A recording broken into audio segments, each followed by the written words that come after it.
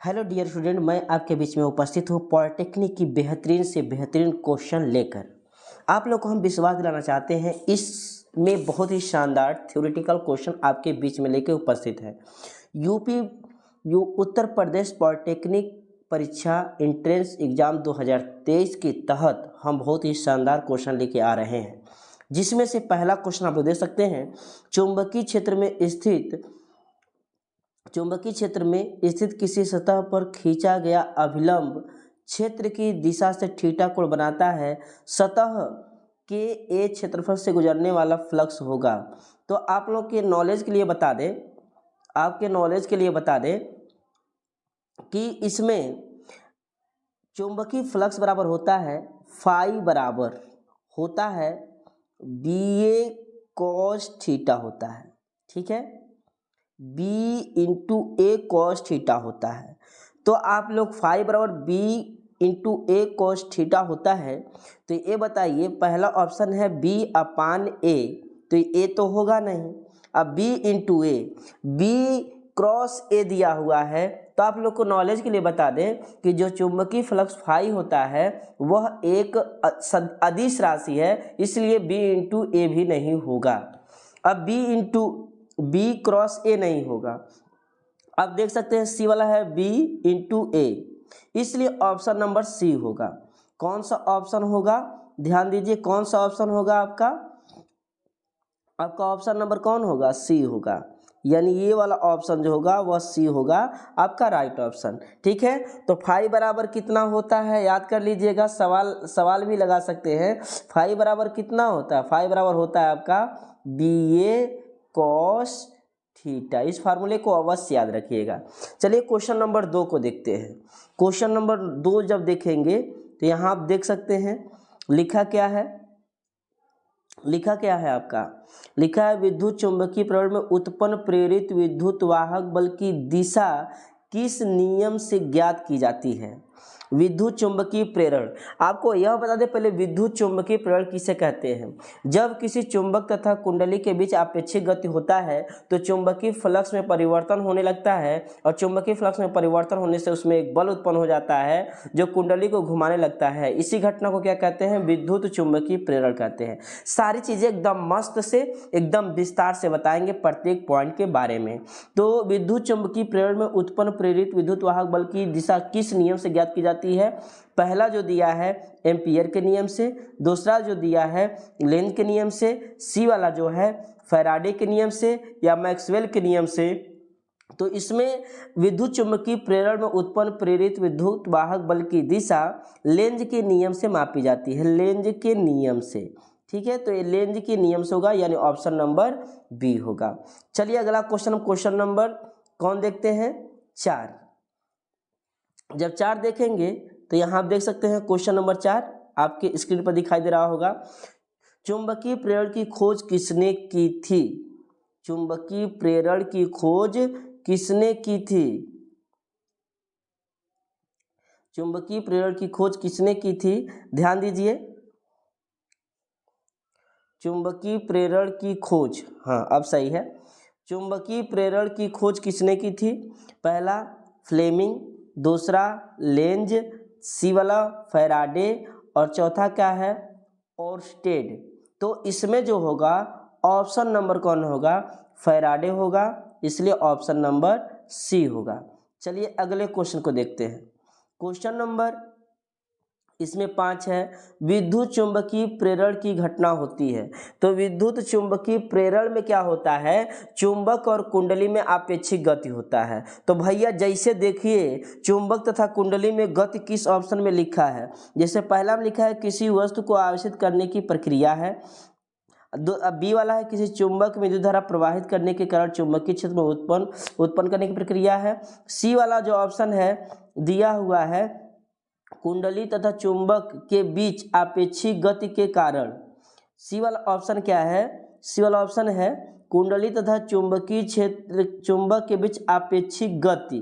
तो देखिए जब भी चुंबक और कुंडली के बीच आपेक्षिक गति होता है तो चुंबकीय फ्लक्स में परिवर्तन होता है, और चुंबकीय फ्लक्स में परिवर्तन होने से आपका प्रेरित विद्युत वाहक यानी विद्युत चुंबकीय प्रेरण उत्पन्न होता है। इसलिए मैं इसमें आपका ऑप्शन नंबर जो होगा वह कौन होगा, वह आपका सी होगा। ये वाला ऑप्शन जो होगा वह आपका सही होगा, यहाँ देख सकते हैं यही वाला ऑप्शन आपका सही होगा।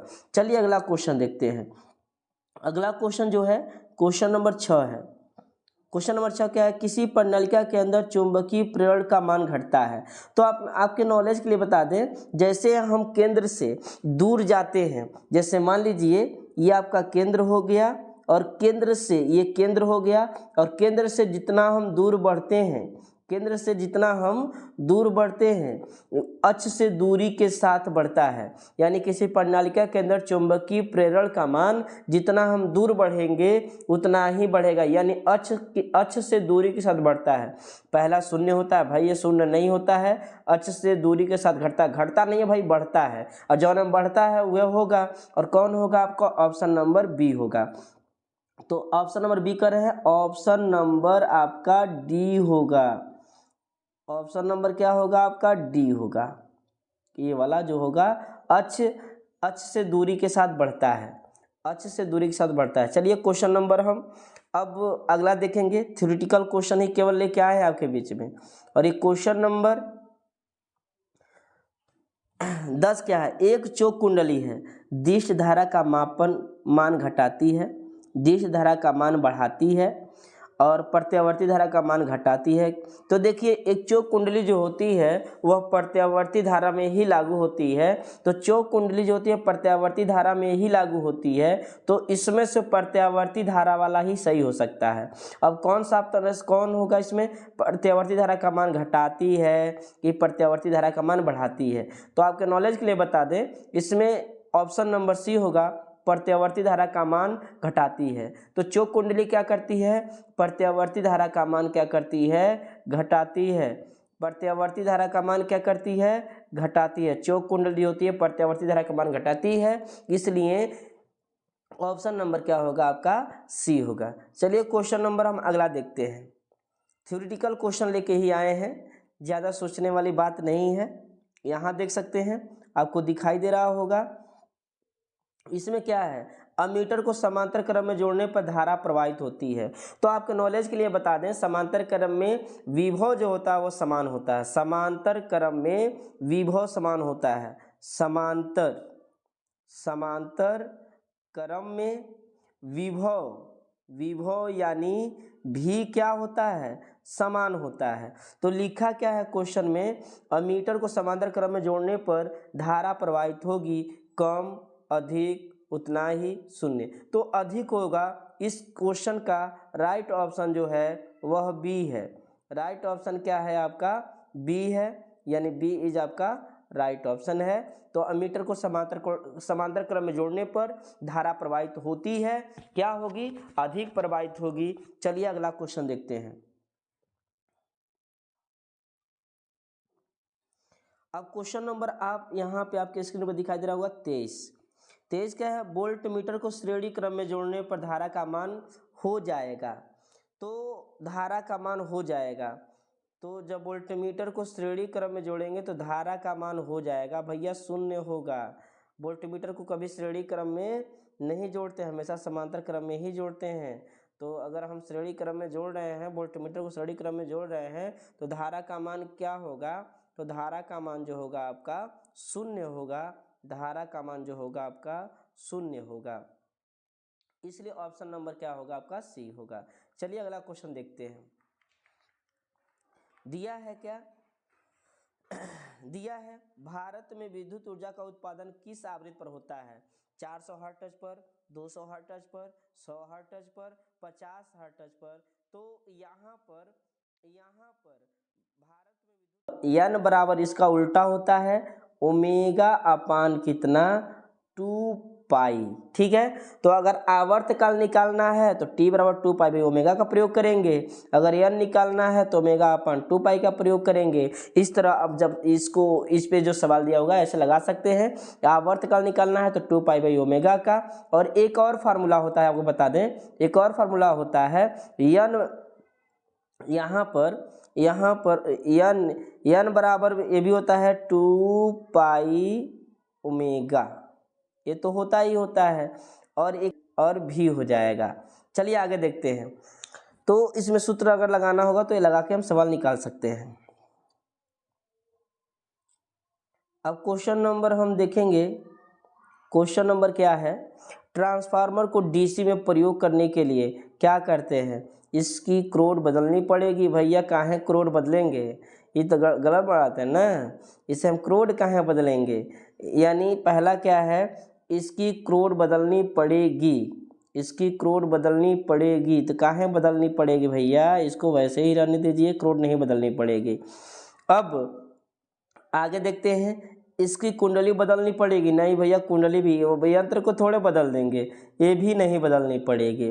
अब सी वाला दिया, इसमें धारा नियंत्रक लगाना पड़ेगा। भाई धारा नियंत्रक से धारा के मान में कंट्रोल ना होगा।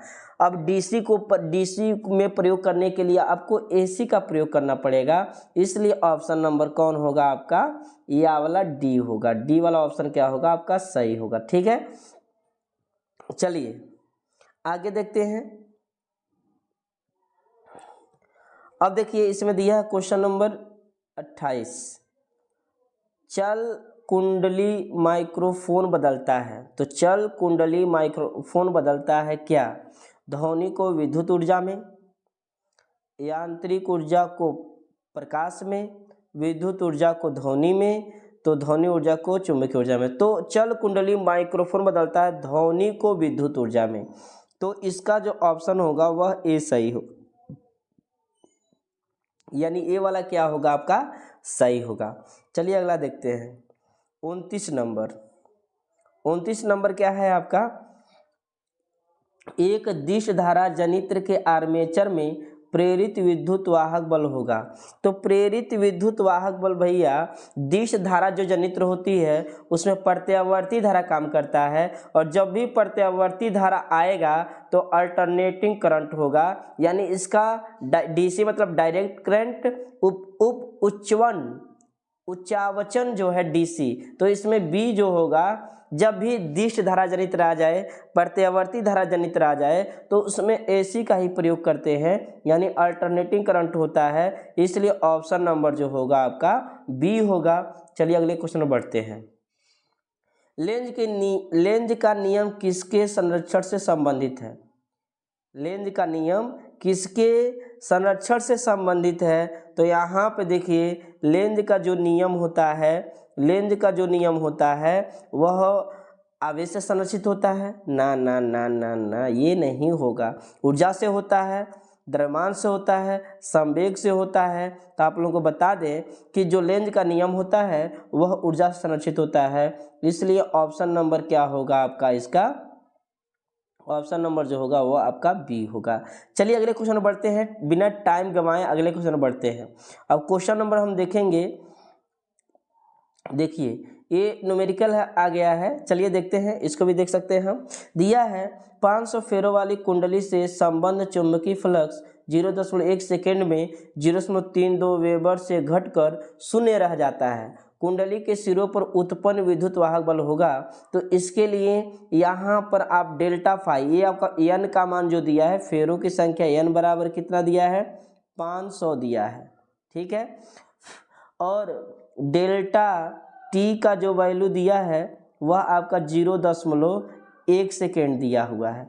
ठीक है, और डेल्टा फाई का जो वैल्यू दिया है वह 0.32 वेबर दिया है। ठीक है, ये आपका वेबर हो गया, इतना दिया हुआ है। अब इसमें क्या करना है, आपको प्रयोग करना है, और कौन सा प्रयोग करेंगे, प्रेरित विद्युत वाहक निकालने के लिए ई बराबर होता है delta phi upon delta T, और उससे पहले यहाँ पे एन लग जाएगा।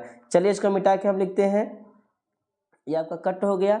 यानी यहाँ पर ई निकालने के लिए प्रयोग करेंगे, प्रेरित विद्युत वाहक बल ई निकालना रहेगा।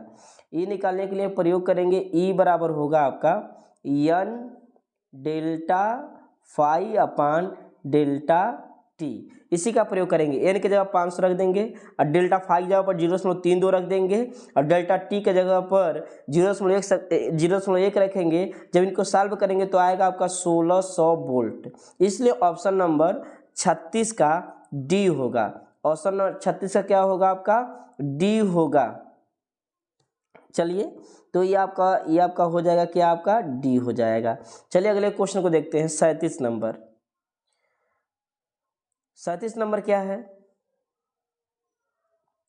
दिया है किसी बंद कुंडली से गुजरने वाले चुंबकीय फ्लक्स का मान समय के साथ नियत है, तो कुंडली में प्रेरित विद्युत वाहक बल, तो कुंडली में प्रेरित विद्युत वाहक बल होगा, क्या होगा, अधिकतम, शून्य व अधिकतम शून्य, इनमें से कोई नहीं। तो भाई देखिए, यदि किसी बंद कुंडली से गुजरने वाले चुंबकीय फ्लक्स का मान समय के साथ नियत है, तो कुंडली में प्रेरित विद्युत वाहक बल का मान क्या होगा, शून्य होगा।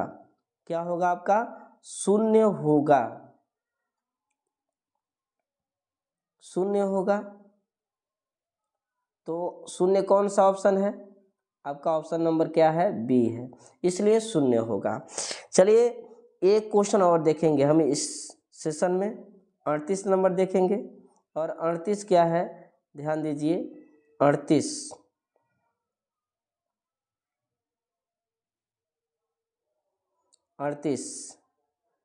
क्या दिया हुआ है, किसी बंद कुंडली परिपथ से चुंबकीय फ्लक्स में परिवर्तन होता है, तो कुंडली में प्रेरित विद्युत वाहक बल उत्पन्न हो जाता है, यह नियम है।